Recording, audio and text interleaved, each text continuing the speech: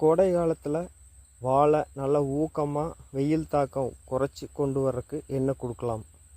இப்போது நம்ம வழக்கமாக இந்த டைமில் நிறையா கதலி ஆகட்டும், நேந்திரன், செவ்வாழை நிறையா நடவு பண்ணியிருக்கிறோம்.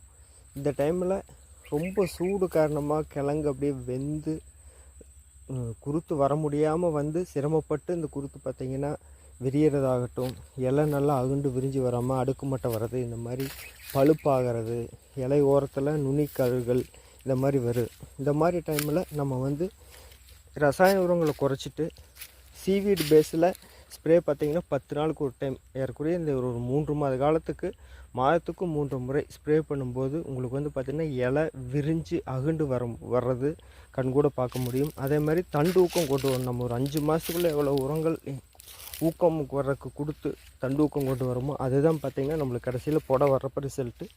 அதனால் இப்போது நம்ம மெயின் இந்த வெயில் தாக்கத்தை குறைச்சி வாழையோட ஸ்ட்ரெஸ்ஸை குறைக்கிறதுக்கு ரெகுலர் ஸ்ப்ரே 10 நாளுக்கு ஒன்று.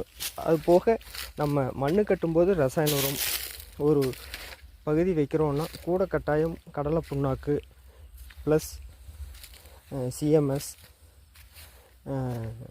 மாட்டு சாணம், ஆட்டு எரு, இந்த மாதிரி கொஞ்சம் பகுதி குறைச்சி பகுதி இதை கூட்டும்போது பார்த்தோம்னா கட்டாயம் தண்டு ஊக்கம் வர்றதுக்கு, புடை வந்து நல்லா வெளியே வந்து தள்ளுறக்கும், தார் வெயிட்டு வரக்கும் நம்ம 5 மாதத்து வரைக்கும் என்ன உரங்கள் கொடுத்து ஊக்கம் கொண்டு வரோமோ அதுதான் பார்த்திங்கன்னா நம்ம ரிசல்ட் வந்து 100% இருக்கும்.